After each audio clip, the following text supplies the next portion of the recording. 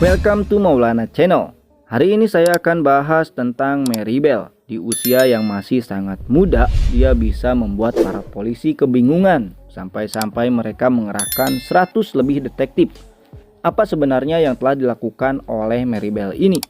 Don't go anywhere. Kita masuk ke ceritanya.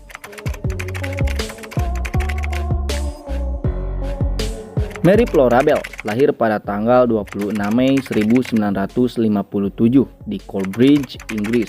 Dia ini putri dari seorang ani-ani bernama Elizabeth Bell yang sering dipanggil dengan nama Betty. Lahirnya Mary ini sebenarnya tidak diharapkan oleh Betty sendiri. Bahkan tidak ada yang tahu siapa sebenarnya ayah kandung Mary. Ya karena si Betty sering gonta-ganti pasangan. Tetapi Mary menganggap bahwa William Bell yang seorang penjahat dengan memiliki banyak catatan di kepolisian sebagai ayahnya. Padahal mereka menikah setelah Mary lahir.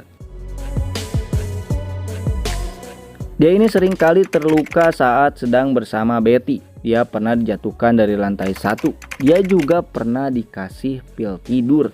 Bahkan dijual kepada seorang wanita yang tidak stabil secara mental. Beruntung salah satu saudaranya bisa merebut kembali Mary lalu mengembalikannya kepada Betty. Meskipun begitu, Betty ini menolak tawaran dari keluarganya untuk mengambil hak asuh si Mary. Di pertengahan tahun 1960-an, Betty memberikan putrinya itu kepada beberapa kliennya, cok. Ani-ani yang satu ini emang agak beda ya. Selain kurangnya perhatian, Mary juga tinggal di daerah kumuh kota Newcastle. Kekerasan dan kejahatan sudah menjadi pemandangan setiap hari di tempat itu. Secara tidak langsung sangat mempengaruhi pertumbuhan Mary. Dia menjadi seseorang yang suka berbuat onar. Bahkan dia suka berkelahi dengan teman lelaki ataupun perempuan yang sebayanya. Perlakuannya itu membuat dia dijauhi teman-temannya. Tetapi ada seorang anak tetangga yang bernama Norma Joyce Bell yang selalu bermain bersama setiap waktu. Meskipun memiliki nama belakang yang sama, tetapi mereka tidak memiliki ikatan keluarga sedikit pun. Ada beberapa teman sekolahnya yang mengatakan bahwa mereka sudah terbiasa dengan perubahan perilaku mendadak si Mary ini. Saat dia mulai menggelengkan kepala dan menatap dengan sangat tajam, secara naluriah mereka langsung menjauhinya.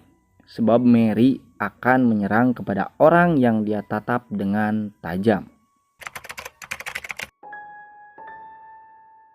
Di hari Sabtu pada tanggal 11 Mei 1968, Mary bersama Norma bermain dengan seorang anak laki-laki berusia 3 tahun. Ketika bermain, Mary mendorongnya sampai terjatuh dari ketinggian 7 kaki atau 2,5 meter lah kira-kira ya, yang menyebabkan dia mengalami luka di kepala.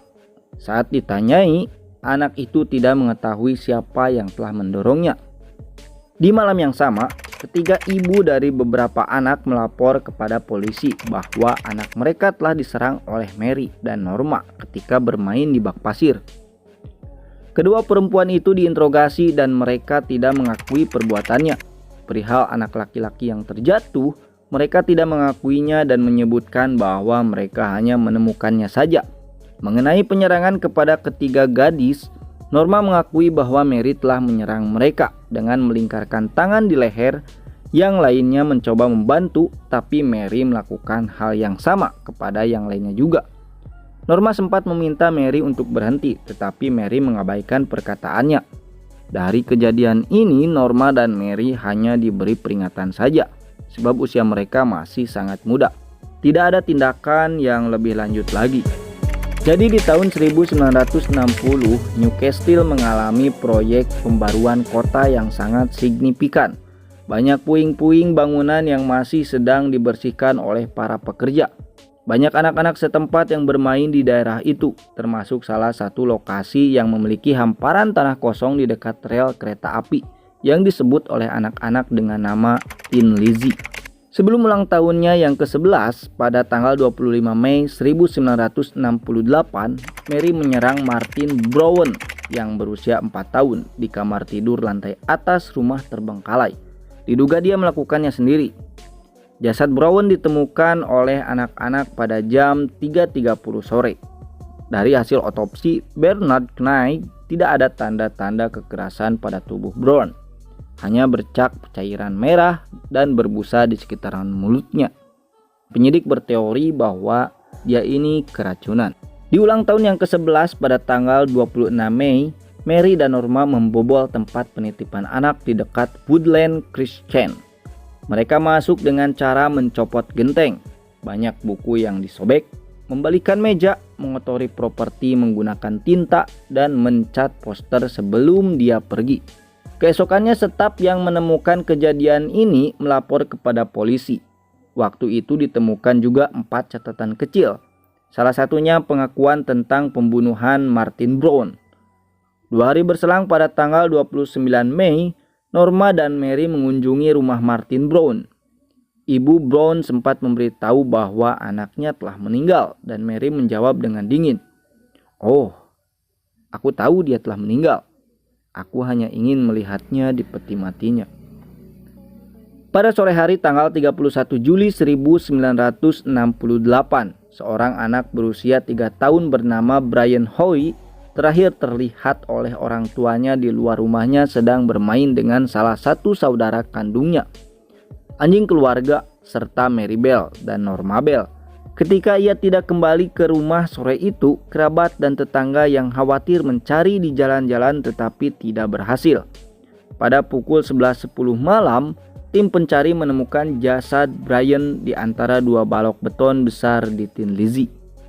Polisi pertama yang tiba di tempat kejadian mengamati bahwa ada usaha yang sengaja tetapi lemah untuk menyembunyikan jasad. Seseorang menutupinya dengan rumput dan gulma. Sianosis terlihat jelas di bibir anak itu. Beberapa memar dan goresan terlihat jelas di lehernya. Sepasang gunting patah tergeletak di dekat kakinya. Pemeriksa mayat menyimpulkan bahwa Brian meninggal karena dicekik dan bahwa ia telah meninggal selama 7,5 jam sebelum jasadnya ditemukan. Pembunuh itu tampaknya telah menjepit hidung Brian dengan satu tangan sambil mencengkram tenggorokannya dengan tangan lainnya. Banyak luka tusukan telah terjadi di kaki anak itu sebelum dia meninggal, dan ada upaya kasar untuk mengukir inisial M di perutnya. Jumlah kekuatan yang sangat relatif kecil yang digunakan untuk menghabisi anak itu membuat pemeriksa mayat menyimpulkan bahwa pembunuhnya adalah anak-anak juga.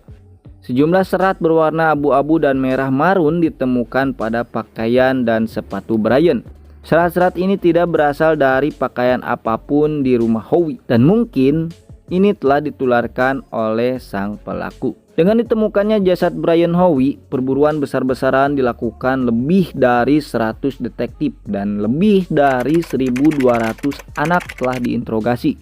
Begitu juga dengan Mary Bell dan Norma Bell. Ada salah satu saksi yang mengatakan melihat Brian Howe bermain dengan mereka berdua. Meskipun di pernyataan awal dari mereka ini bertentangan, namun mereka berdua mengakui telah bermain dengan Brian Howe di hari meninggalnya Brian. Ketika Mary ditanyai lebih lanjut, dia mengatakan telah melihat Brian sedang bersama dengan anak laki-laki yang berusia 8 tahun di sore hari pada tanggal 31 Juli. Dia juga melihat Brian memukul lelaki itu. Bahkan dia mengatakan perihal gunting yang dipakai lelaki itu, akan tetapi gunting tersebut mengalami masalah. Pernyataan itu sebenarnya memberatkan dirinya sendiri sebab hanya pihak kepolisian saja yang mengetahui tentang gunting rusak itu yang ditemukan di TKP. Selain itu, lelaki yang disebutkan Mary juga telah diinterogasi dan pada tanggal 31 Juli dia telah berada di bandara. Banyak saksi yang menguatkan pernyataan laki-laki itu. Di tanggal 4 Agustus, orang tua Norma menghubungi polisi. Dia menyatakan bahwa putrinya akan mengakui apa yang diketahuinya. Norma mengatakan bahwa Mary membawa Brian ke suatu tempat di Tin Lizzie, di mana dia diperlihatkan tubuh Brian dan bagaimana dia mencekiknya. Menurut Norma, Mary ini mengakui kepadanya tentang kesenangannya mencekik. Norma memberitahu juga bahwa luka huruf M di tubuh Brian itu menggunakan pisau cukur yang disembunyikan Mary dan gunting patah yang ditemukan polisi. Norma pun memberitahu lokasi pisau cukur itu serta bagaimana Mary menggambarkan huruf M yang ternyata sama persis seperti luka Brian. Pada tanggal 5 Agustus dini hari, Maribel dijemput dari rumahnya. Saat diberi pertanyaan, Mary bersikap defensif. Malah dia mengatakan kepada detektif, "Anda mencoba mencuci otak saya. Saya akan mencari pengacara untuk membebaskan saya dari ini." Sampai akhirnya Norma didatangkan lalu mengatakan saat ketiganya sendirian di Tin Lizzie, Mary tampaknya bertindak aneh. Mendorong anak itu ke rumput dan mencoba mencekiknya sebelum berkata kepadanya, "Tanganku mulai kaku, ambil alih." Dia kemudian lari dari tempat kejadian, meninggalkan Mary sendirian dengan Brian. Dari hasil forensik, serat kain abu-abu yang ditemukan di tubuh Brian sama persis dengan gaun yang dimiliki oleh Mary. Sedangkan serat yang berwarna merah itu dari roknya Norma. Dari hasil pemeriksaan, Norma mengalami keterlambatan intelektual dan merupakan sosok yang sangat penurut, yang mudah menunjukkan emosi. Sedangkan Mary adalah sosok yang cerdas namun licik, yang rentan terhadap perubahan suasana hati yang tiba-tiba. Kadang-kadang Mary bersedia berbicara, meskipun ia dengan cepat menjadi pemurung, introspektif, dan defensif. Dari hasil pengadilan, Maribel dituntut 12 tahun penjara, sedangkan Norma Bell dibebaskan. Mary sempat beberapa kali dipindahkan. Nah, di tahun 1977, Mary dengan salah satu temannya kabur dari penjara. Namun dia kembali ditangkap di rumah seorang laki-laki diduga kekasihnya. Mary dibebaskan pada tahun 1980 pada usia 23 tahun. Dia juga diberi identitas palsu sebab dia ingin menjalani hidup normal. Di tahun 1984, Mary melahirkan seorang anak perempuan. Pada tahun 1998, wartawan mengetahui lokasi Mary dan putrinya itu. Setelah didatangi, ternyata Mary sudah tidak ada di lokasi itu. Dia telah dijemput oleh petugas yang menyamar. Awalnya hak anonimitas yang diterima Mary sampai umur anaknya 18 tahun. Di tahun 2023, dia mengajukan banding meminta hak anonimitasnya menjadi seumur hidup dan itu berhasil didapatkan.